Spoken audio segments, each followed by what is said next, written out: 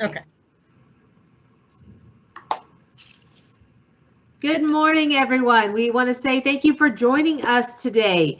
And Parent University is off to a great start. Some of you were able to join us at the 8 a.m. or 9 a.m., which gave us a tour of Microsoft Teams, the immersive reader and experiences that your students will have in the digital space. And we are very honored today to continue all of our learning with Melissa Cleaver. She comes to us as a guest speaker from Omaha, Nebraska today, and she is one of the great experts around digital citizenship and common sense media. We're very honored to have her voice share with all of us today.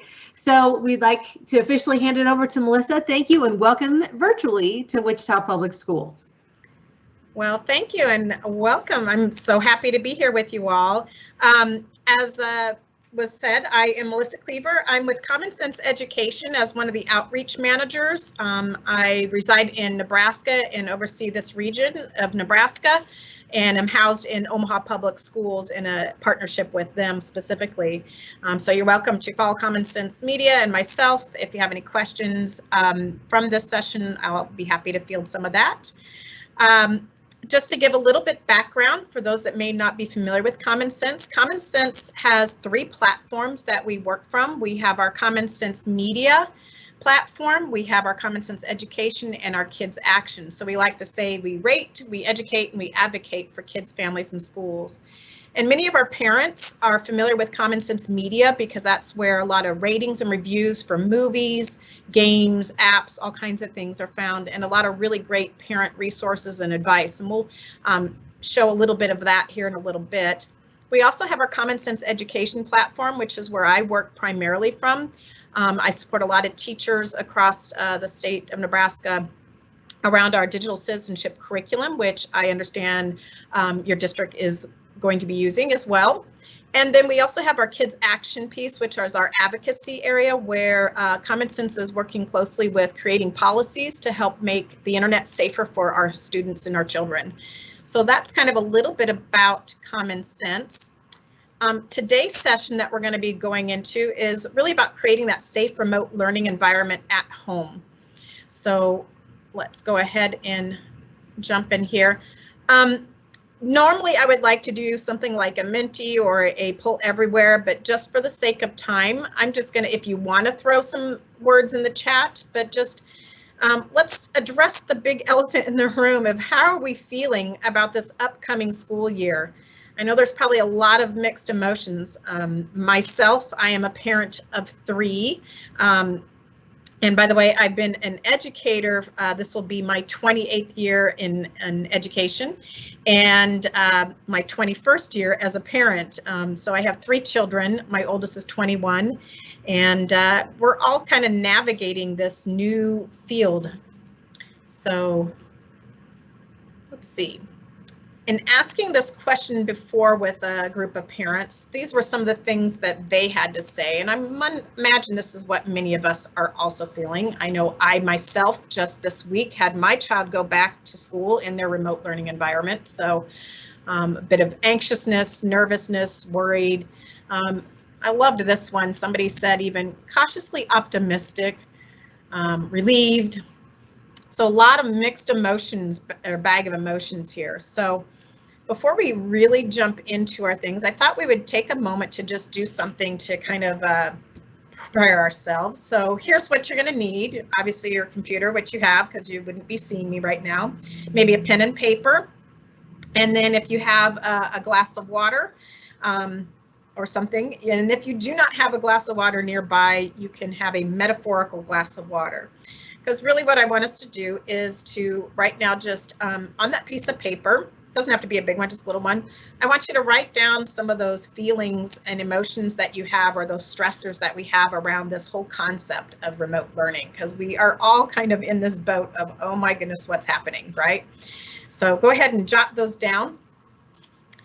And then what I would like you to do is take that piece of paper and I want you to crumple it into the smallest, tiniest little bit of most crumpled piece that you can, okay? So you got that crumpled piece of paper now with all the stresses right there inside of it. And then I want you to take your glass of water or your metaphorical one if you want, and take a nice big drink of that glass of water. Nothing like modeling, right? Okay, and then take that crumpled piece of paper and throw it into the rest of your water, or your metaphorical glass of water, okay? And what I want you to think about is that this water represents the natural state of how life works for us. We are fluid creatures. We're constantly flowing, right?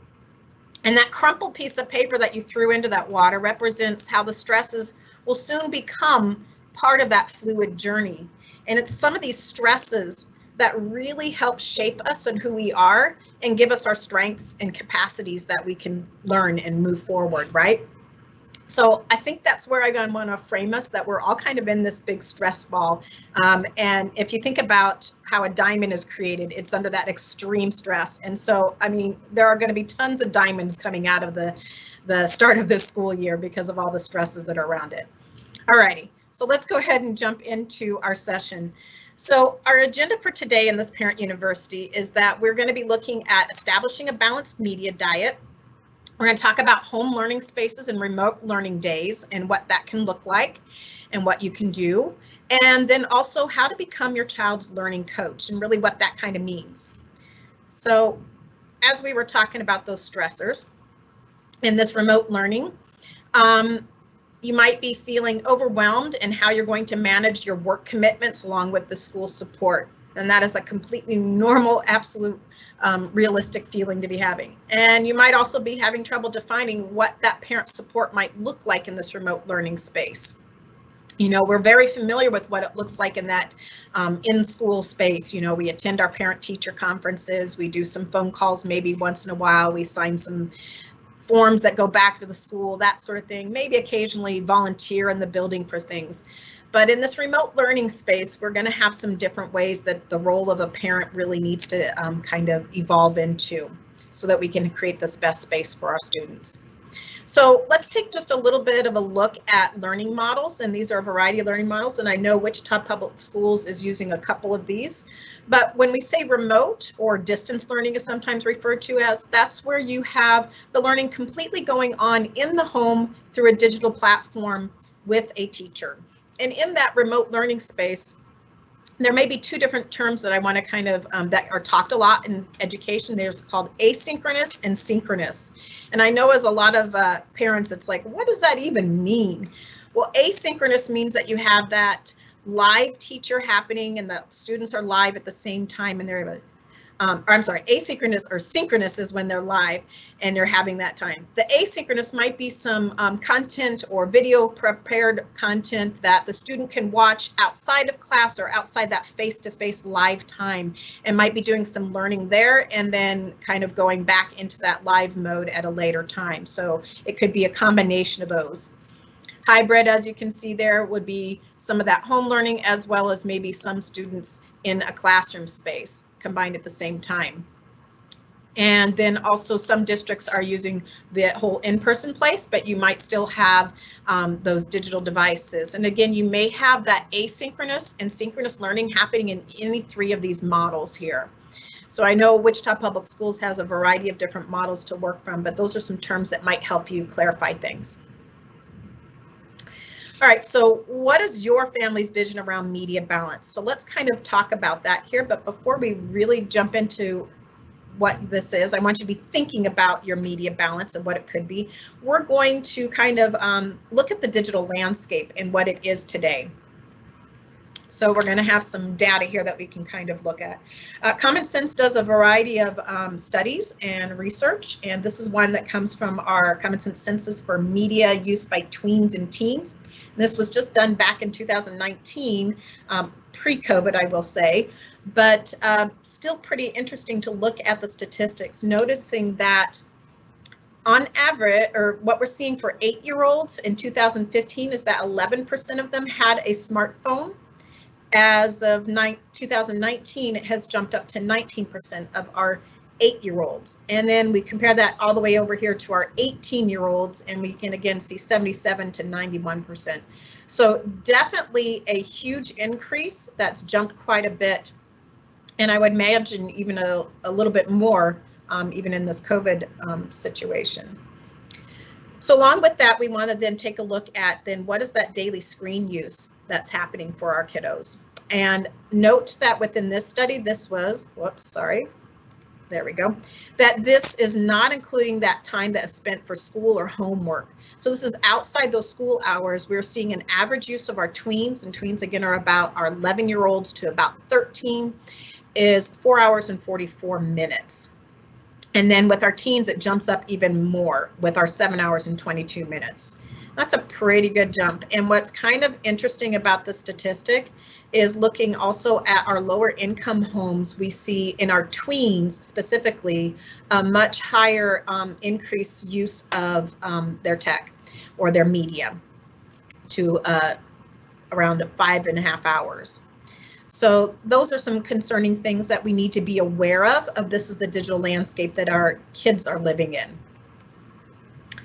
Okay, let's take a look at some of those younger kids. This is a study that was done with about our 0 to 8-year-olds, and what we have learned about that from back in 2011. We've done this study a couple different times, and you can see the increase of children that are under the age of 8 that have their own tablet or have a tablet that they have access to in their home, or a smartphone in their home that they have access to. Quite a bit of an increase to 95%. And why is that concerning? It's also then tied to, well, how much time are they spending on that? And we can see also, again, from an average of 5 minutes to 48 minutes for our kiddos. And again, why is this important to know? It's because of how this impacts some of that development of the brain that's going on. And there's some great concerns around developmentally appropriate media use and how much screen time that's happening for our youngest learners. Okay, so to further broaden our horizon here on our digital landscape, here's coming from our Anti-Defamation League. The number of incidents of bullying and harassment in schools has doubled from 2015 to 2017. In addition to that statistic, we asked teachers who reported to us the online hate speech occurring by grade level.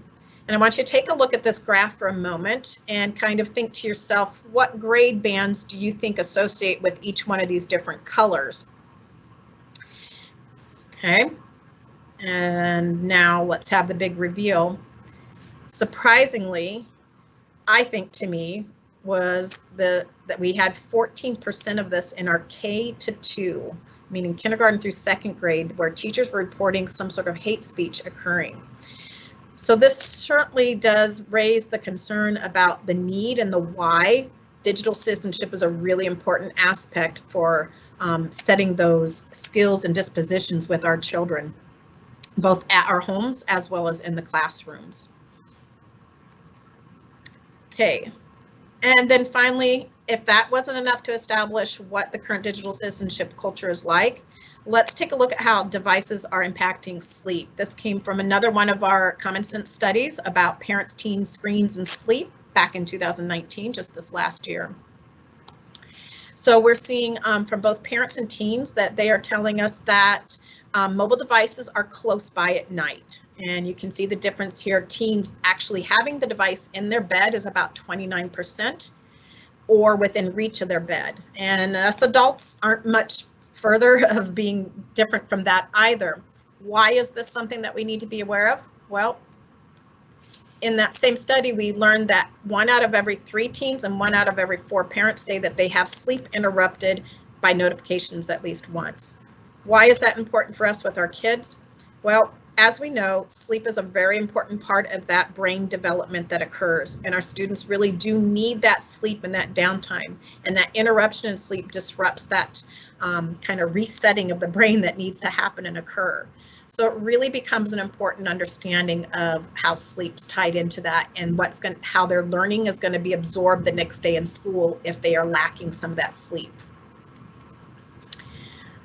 All right, so some of the things that we've learned during the pandemic, actually, we did another study in Common Sense called Tweens, Teens, Tech, and Mental Health, Coming of Age in an Increasingly Digital, Uncertain, and Unequal World. And some of the key findings that we found in here is one is that digital media and tech can and should be a social safety net right now. This is one of the few ways that our kids can safely engage with each other during this pandemic. And so we need to understand that that's a key part of their life. Also, we are noting that there are conflicts over screens is a common thing in families. And this conflict is likely to be more harmful to our adolescents. Again, talking about that key time in their life developing into their kind of own being, and those kind of stressors that start occurring, that self-awareness that they're having, all that, this can have an impact on it. And so having that disconnect or not being able to connect with their peers, because that's their only way of doing it is through their devices often, can sometimes have a great deal of stress on them. And then finally, adolescents are increasingly using that online space to seek information and support related to mental health issues. So we know that there are some good things around the devices that are helping keep kids in contact with supports. Okay, so all this digital landscape is doing is helping us set up this idea about having a media diet. It's clear that we can't cut these devices out of our lives. They have become such an integral part of it. But what we can do is help set up some balances within how we're using those devices. And so we have this lovely little acronym called MEALS, about media and tech at home. So starting off with the M, model. This is a huge important thing. We all know how much our children emulate us. We can see it in things where we see young children. I have stories of my own children who emulate things that I say, not some of the best things that I've said, and I realize I need to monitor myself around my kids. And so when we are working with these devices, we are also modeling behaviors to our children about these devices. We're seeing in early childhood settings that kids in their play, which is a really developmentally appropriate thing, they are emulating how these devices are used and how they interact with them and their peers in those play settings. And it's just an important thing to be aware of, that we're modeling good expectations with our kids and how to use those.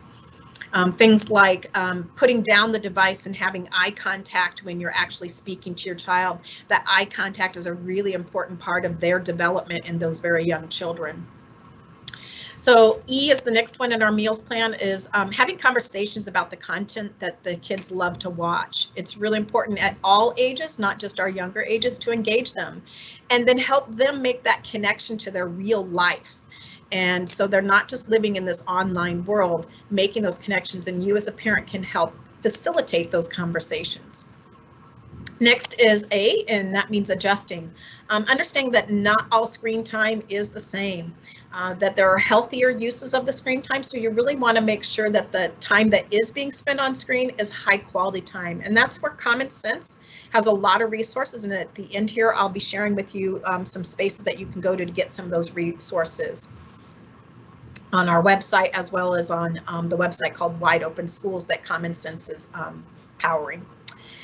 And then finally, or not finally, but next is L for limits. That's setting healthy rules and expectations for your home.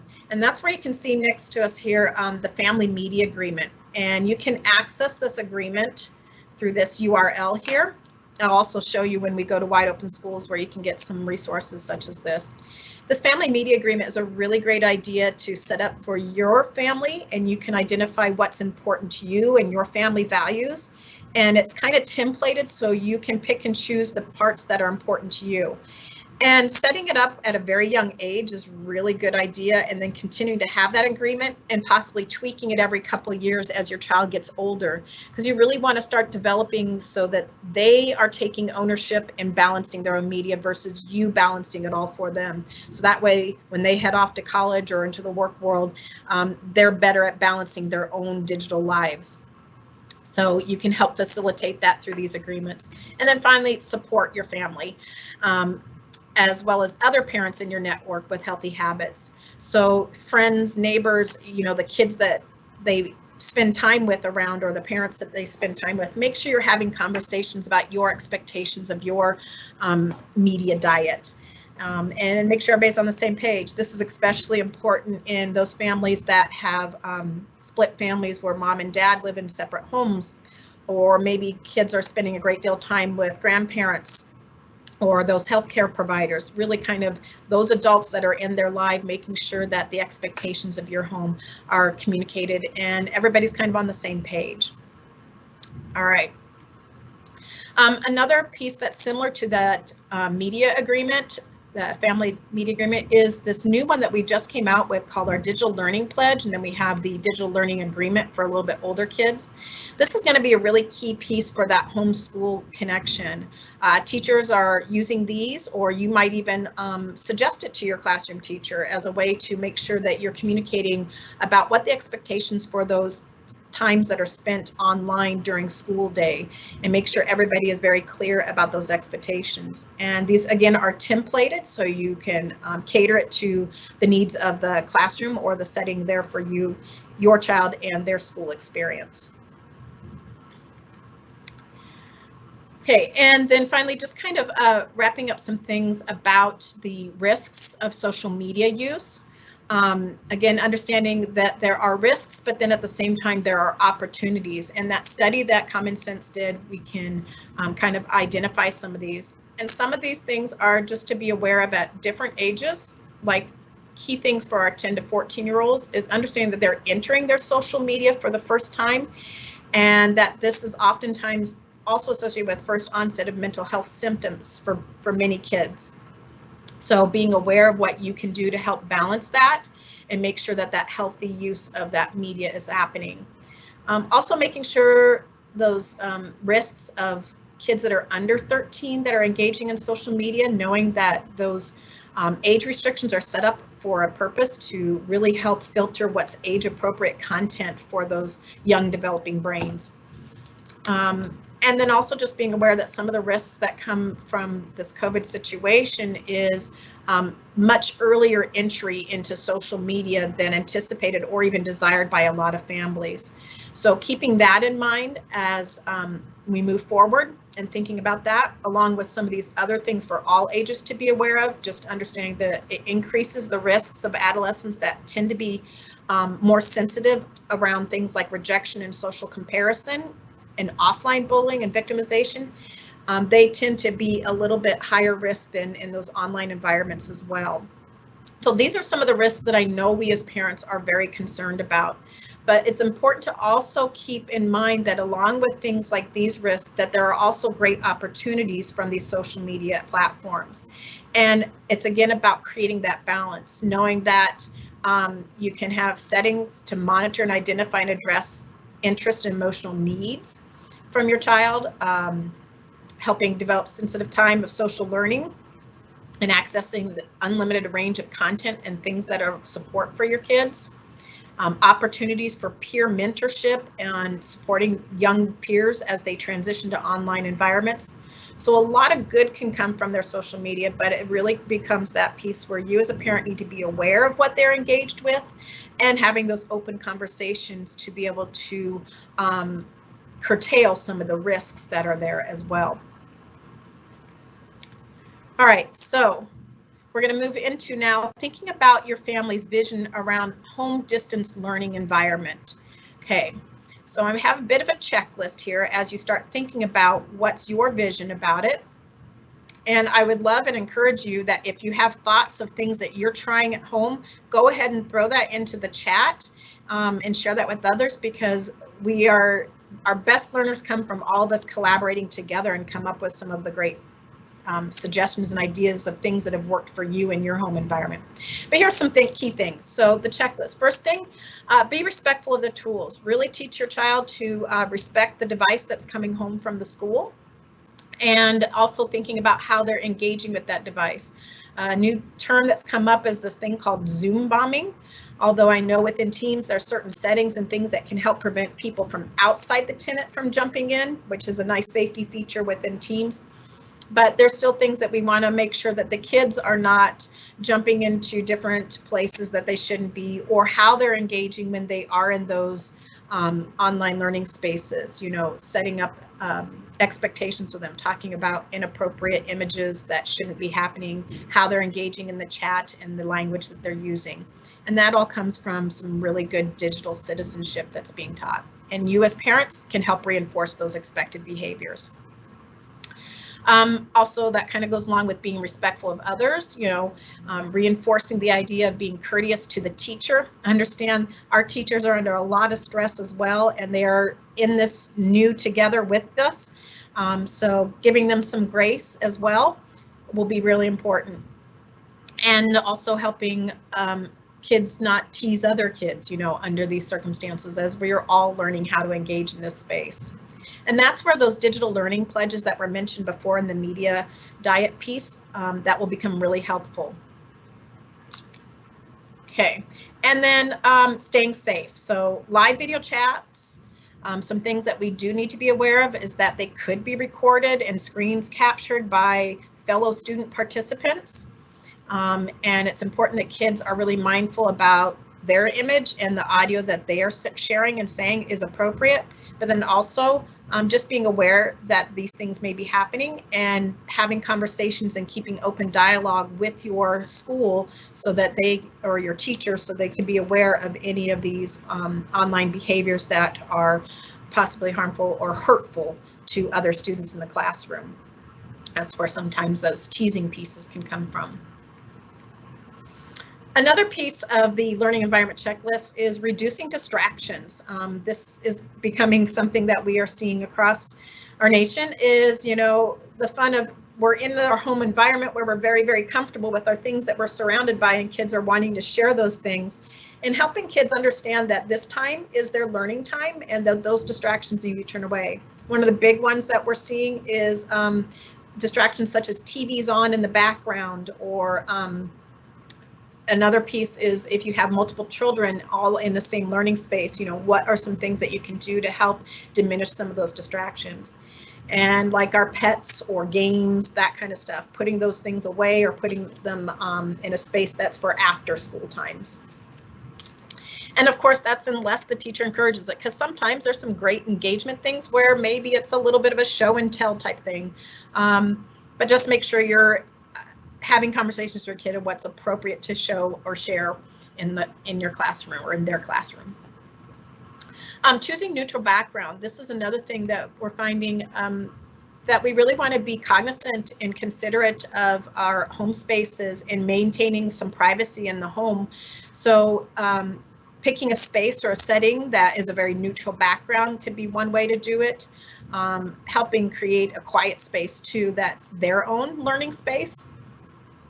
It can be kind of fun where maybe they're creating a little fort under the table if it's a younger child, or just kind of creating that. The other thing is teaching them how they can use some of their backgrounds within their settings, where they can blur their background or put up a screen behind them that has them in a tropical beach or something fun like that.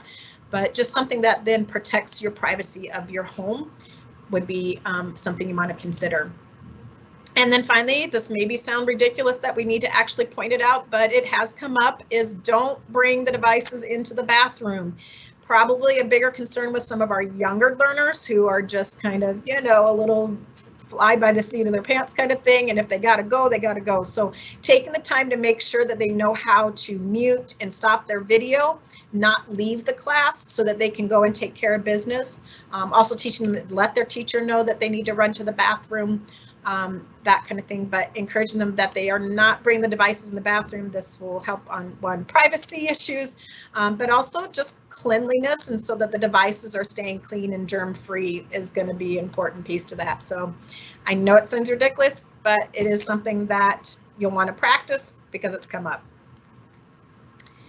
Another thing as that home environment is incorporating movement and thinking about space around that. And that movement comes in a couple different ways. One is that mental movement. We want to make sure that more active learning is occurring. And so there might need some spaces for them to be able to get a little messy or dirty, doing some experiments or trying some things that they might be then taking and videoing and sharing back to their classroom.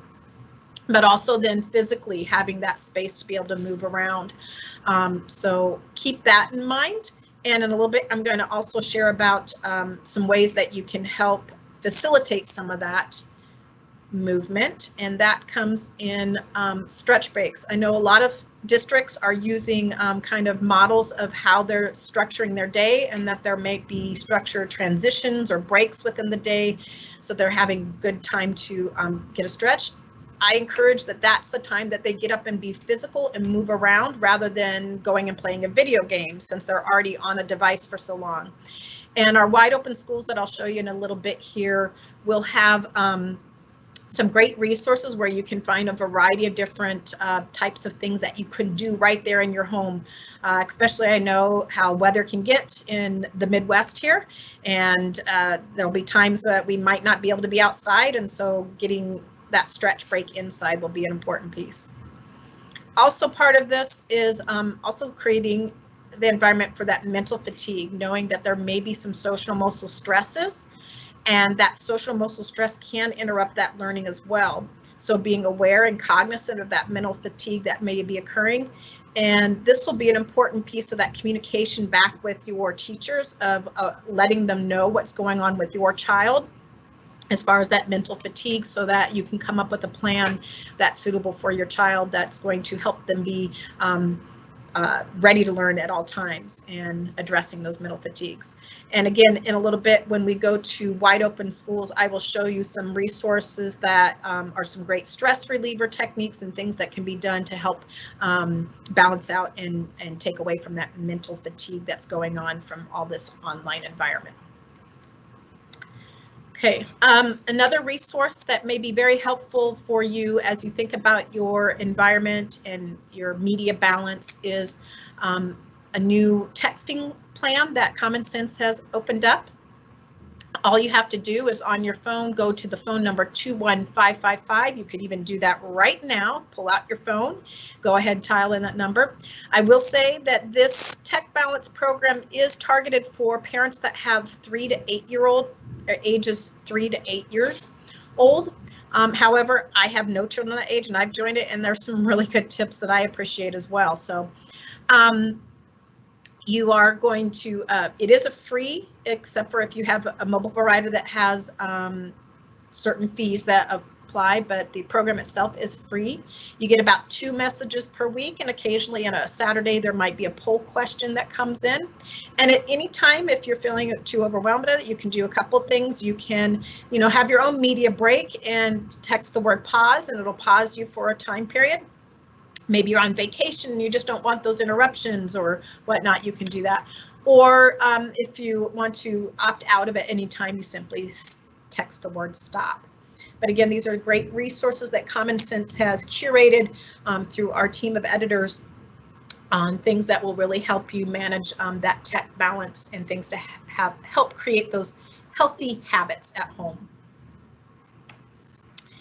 All right. So our third segment of this, as we mentioned, was thinking about that vision of being your child's learning coach.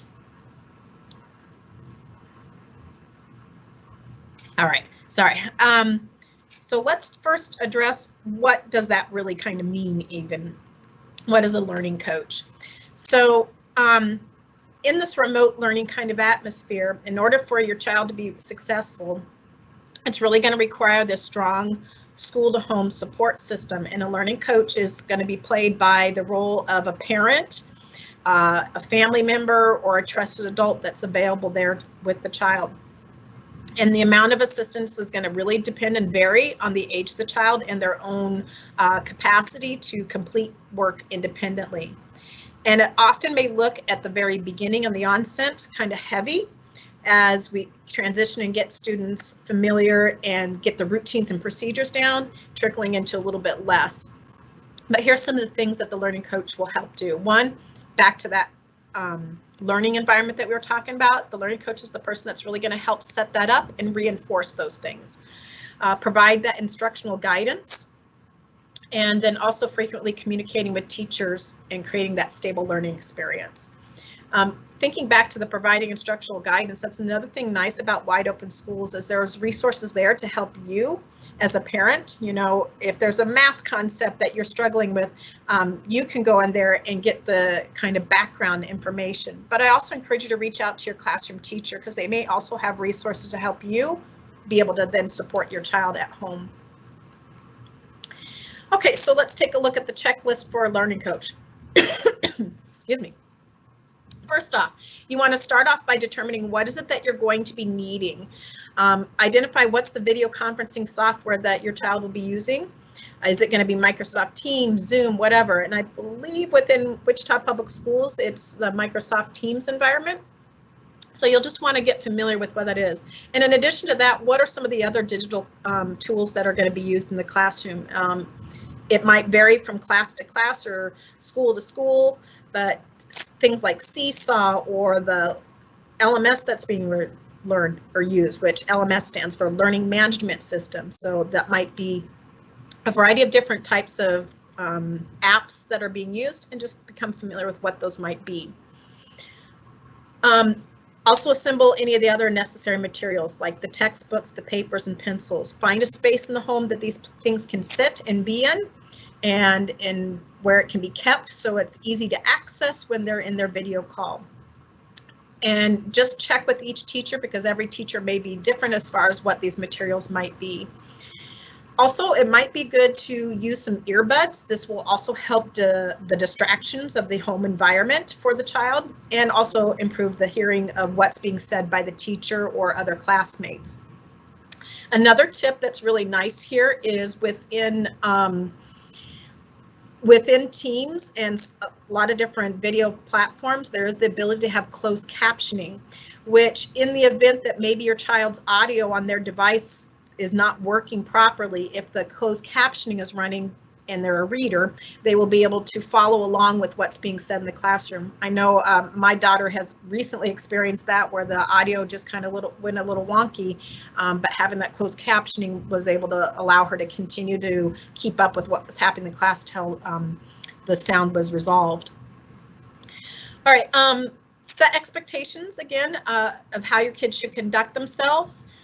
Things like facing the screen, making sure that they are talking into where the microphone is at versus turning away or covering their mouth as they talk, so that it's easy to hear them and see them. Practicing how to unmute when they are ready to talk and then go back to mute it. You'd be surprised how much background noise can be pulled into a video call. And just imagine if you have 30 children all with their background noise coming into the call, how distracting that can be and difficult that will make the learning environment. And also things like turning off the camera for when they need to blow their nose, or like I just did a moment ago, coughing. I should have muted myself, right? Okay, and then also as a learning coach, it'll be really helpful if you create a calendar and a schedule, and maybe to have that posted somewhere in that learning space that you've created, that you can have them easily check and follow along. This will help, especially if you have schools that are doing kind of A and B days, and so that they're familiar with what day they're on and following the schedule of knowing those break times. Another part of that was with those break times is making sure they're setting up maybe alerts on their devices, or some sort of timing device that can let them know when their break time is over, so they can make sure they're back to class in a right time and jumping into their next video conferencing call. Also making sure that they're getting up on time using those types of things. Okay, so these will be helpful tips to help create that learning space at home. As the learning coach, you can help facilitate that. Another couple things, this is an important step, is reviewing the features that your child will be using. So for example, this is a Teams call, and different from other video platforms is the toolbar is at the top of the screen. And so taking some time to just kind of talk to your child about each of these features. I even did this with my daughter, who was 17 years old, just so she could become familiar and comfortable with the pieces. And it helped reduce a lot of anxiety for her for that first day of school by knowing this in advance.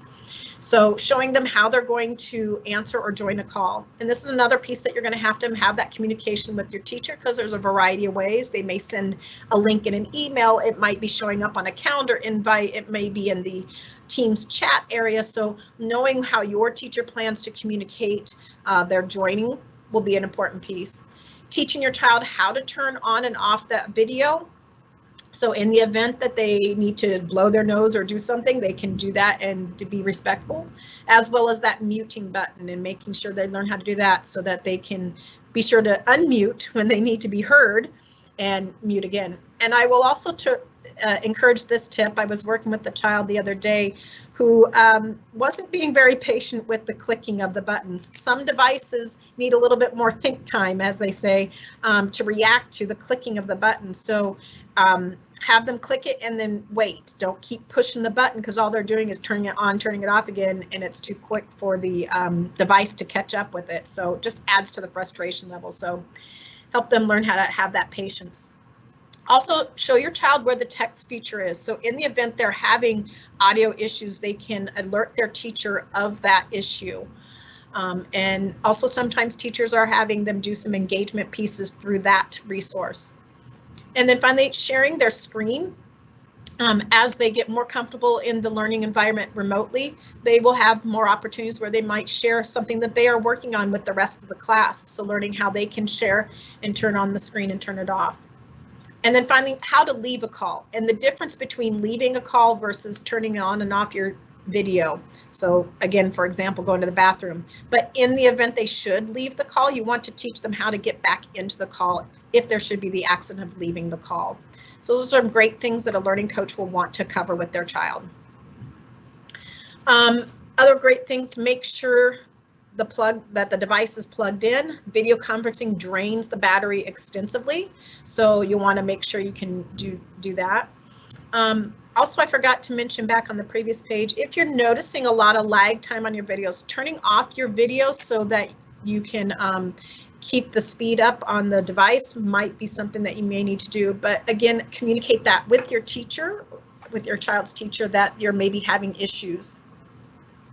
Have a practice run if you can at all. Some teachers are doing kind of before school practice runs, but if they aren't able to do that, maybe you can do that. And if you don't have the same platform that you're working with your teacher, even just having your child practice like with FaceTime on your phone is just a great way to help them practice, like looking into the screen and talking into it and doing those types of things.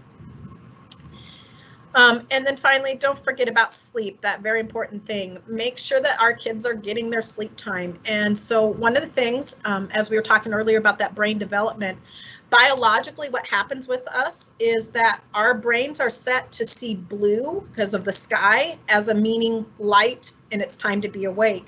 And what's interesting is these little devices use a lot of what they call blue light, and it triggers those receptors in our brain that says it's time to be awake.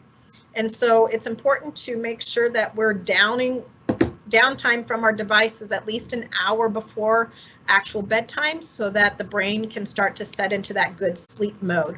That's a good advice for us adults as well. So, and best to not probably have that device in the bedroom. So even though their learning environment might be in the bedroom, maybe at nighttime, the device goes outside the room and charges at another location, and create that routine in the morning of going get the device and plugging it back in the bedroom or that learning environment space.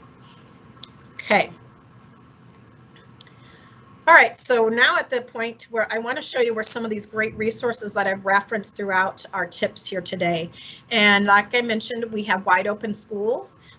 This is launched back as a effort to respond to the need of our parents and our teachers during the beginning of this COVID. We found that there was a lot of struggle in this distance learning, and so Wide Open Schools was evolved from Common Sense along with about 75 partners, and that together they've created this centralized learning hub to support children's learning and social and emotional well-being during this pandemic. So we're going to take a look and we're going to do a little demo into Wide Open Schools, but just to kind of give you an idea, what it does is it honors that child's creativity, curiosity, and a drive for learning. And the resources found here are a great way to be encouraging that independent learning for our children. They could be extension activities to what they're doing in their classroom, or enrichment content to replace some of those enrichment activities that they maybe don't have access to. Again, this is where, like I mentioned, the movement type things and social emotional learning. So I'm going to go ahead and jump us into this resource. So let me pull it up for us now. I'm going to go back to our kind of key page here. So this is the landing page First thing that you'll notice is that those grade bands are divided down here. So the content that's been curated is developmentally appropriate for each one of those grades. As you click on a grade band, you'll see that they have, in Wide Open Schools, created a kind of daily plan and started curating resources. So things from some of their partners, games that can be played, like this is a playing math game, and some variety of different things. So you can dive into that and take a look. If you want to see how to use Wide Open Schools, there's a video here that you can click on and go and kind of walk through, kind of to remind you some of the things that I've shown you here. I'm also going to take you up here. This is where it shows student activities, and then we have our Family Teacher Center, and then we have this Recurso en Español, which is our entirely Spanish platform, so that the resources are all curated in Spanish there. So let's take a look at this Family Teacher Center. And the first thing that you'll notice is we have our back to school guide for families, and then a section set up for teachers. And then there's a number of other resources down here. For example, the family services. This gives you links and resources to things that if your family is experiencing some needs, that they can link you up to possible resources to help your family out. Learning and thinking differences for children with some learning needs. They have some resources here that can help support that. And then internet access and devices. This is some programs and resources across the nation that are out there to help support families with some of those low-cost technology and broadband issues. But where I want to take you next, and then we have the equity and social justice, which has curated content about how to address these issues and concerns with your family. So we have this back to school guide for families. And again, they always start with a spotlight, and this changes from time to time. Like there was recently this webinar that was done about building a digital ecosystem. But as you scroll on down, you'll start to see some of the resources. So there's that digital learning pledge that we mentioned earlier that you can find. Also down here for those digital citizenship pieces, we have media balance guides and tips along there. We have the cyberbullying tips. We have some getting ready for video chatting further tips or reminders of things. We also have a slew of these Parents Ultimate Guides. These all come from Common Sense, so if you click here, it'll take you to that. This is the Parents Ultimate Guide on Parental Control, so if you're needing to set up some settings on devices, this is a great resource that can help walk you through how to do that. In addition to this particular guide, there are other Parents Ultimate Guides on key topics that come up in our students' digital lives or our children's digital lives. So like if you have ever wanted to know about what Minecraft is all about, or Roblox, which I know that they were recently on the news for some concerns, you can go into that Parents Ultimate Guide to look at what are some of the recommendations and suggestions, and it will tell you about that app or tool and how to best leverage it for your family. Okay.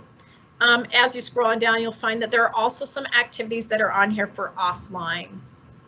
Okay, and you can see here, you can track through there. If you're having those social and emotional well-being concerns, you can go into here and find some other resources that help support that. And so again, we have a number of partners that have partnered up with Common Sense that have great resources. This just makes it a one-stop, easy place to shop for what you need based on your child and family's needs. I do want to take us to the student activities now, because as I mentioned earlier, those brain breaks that are needed. This is also where there's a digital daily plan that you can download and help you set up that schedule. So if you have those asynchronous times that aren't scheduled out, you might set up your own schedule for asynchronous to complement what's going on with the school's synchronous times. There's also things like video events for those distance learning opportunities where you can go on virtual field trips. Their digital system, more emotional well-being, but I wanted to show you the Get Moving section.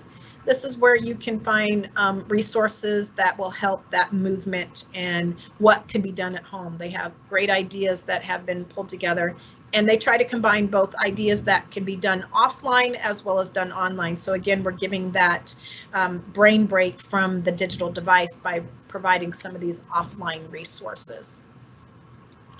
Melissa, yes, we're down to the last 2 minutes. Perfect. So we just want to say thank you for your time today, and that you've provided such incredible information for our community. We thank you greatly for that.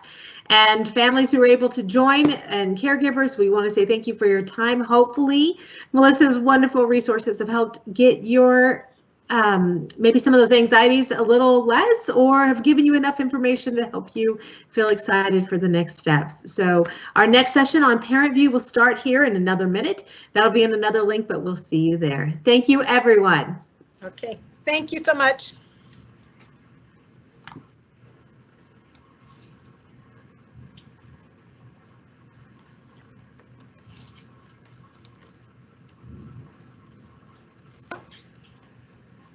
All right. Is there anything else you need from